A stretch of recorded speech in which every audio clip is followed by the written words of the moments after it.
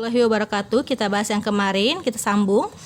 Sekarang kita masuk ke sistem aliansi. Sistem aliansi adalah sistem politik mencari kawan. Jadi antara blok barat dan blok timur itu saling membuat komunitas atau membuat organisasi yang berfungsi untuk membuat negara-negara yang bergabung ke dalam organisasi ini tunduk ke dalam blok barat ataupun blok timur. Ingat ya, blok barat punya Amerika, blok timur punya Uni Soviet. Ini beberapa organisasi yang lebih jelasnya akan kita bahas nanti di bab organisasi regional dan internasional. Nanti kita bahas di bab selanjutnya ya.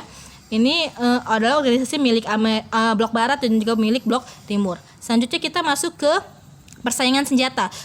Persaingan senjata ini dimulai ketika tahun 1952 Amerika berhasil membuat yang namanya bom hidrogen. Bom hidrogen itu bisa dibilang bom yang lebih parah dibandingkan bom atom ya. Sebenarnya masih ke atom juga, cuma tingkatannya lebih parah. Nah, selanjutnya karena Amerika berhasil membuat bom hidrogen, akhirnya Uni Soviet pun berkeinginan untuk membuat bom yang juga lebih parah dampaknya. Akhirnya terjadilah persaingan untuk membuat persaingan ilmu pengetahuan untuk membuat bom yang semakin canggih. Nah, dari sini bisa kita lihat Amerika sama Soviet itu terlibat aktif dalam perdagangan senjata dunia. Karena apa? Dua negara ini tidak saling perang ke negara masing-masing. Amerika Serikat sama Soviet itu tidak saling menyerang ke negara masing-masing, tapi mereka berperang dengan cara mensuplai senjata-senjata yang mereka miliki ke negara-negara yang negara-negara yang terjadi perpecahan seperti Tiongkok, Korea, Vietnam, Kuba, Afghanistan dan lain sebagainya. Jadi negara-negara ini diberikan bantuan senjata oleh blok barat dan juga blok timur supaya apa? Supaya mereka menang. Kalau mereka menang, otomatis yang kalah itu harus ikut kepada negara pemenang. Jadi makanya di sini bisa dibilang Amerika sama Soviet itu bukan perang secara langsung, tapi dia perang di negara orang. Oke, selanjutnya spionase. Spionase di sini adalah mata-mata. Jadi ini adalah yang paling berperan penting dalam masa perang dunia, perang dingin maksud Ibu. Kalau kalian sering menonton film-film luar, itu banyak sekali film yang menceritakan tentang agen mata-mata seperti KGB itu dari Uni Soviet, dan juga CIA dari Amerika Serikat. Banyak sekali film-film yang menceritakan tentang dua agen mata-mata ini.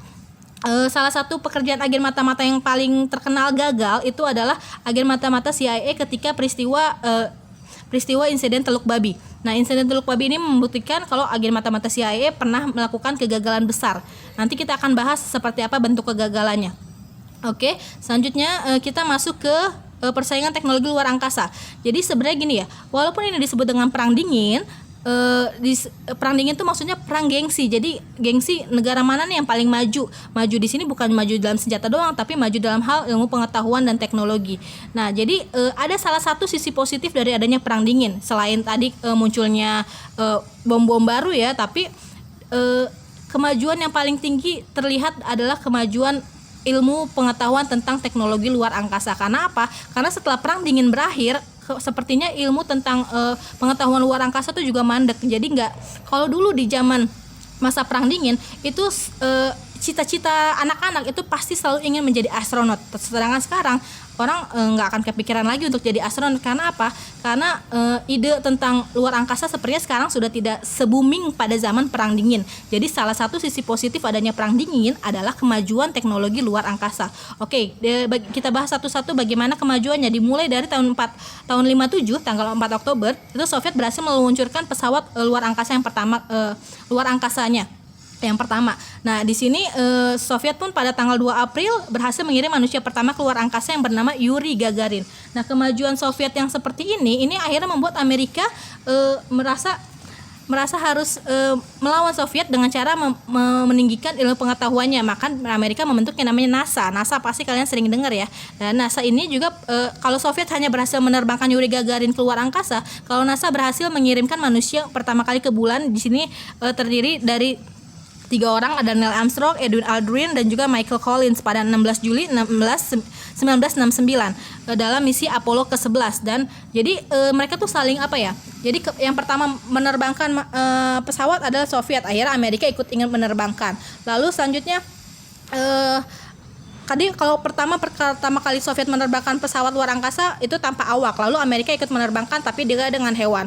Lalu Soviet panas, akhirnya dia mengirimkan lagi pesawat luar angkasa tapi dengan manusia. Lalu Amerika panas, akhirnya dia mengirimkan pesawat dengan manusia tapi manusianya sampai ke bulan. Dan ini terus menerus terjadi persaingan seperti itu ya. Jadi ini salah satu sisi positif dari perang dingin. Karena apa? Karena akhirnya kita tahu luar angkasa kita tuh seperti apa berkat perang dingin ini. Oke, selanjutnya tentang upaya peredaman perang dingin kita bahas minggu depan. Sampai sini, wassalamualaikum warahmatullahi wabarakatuh.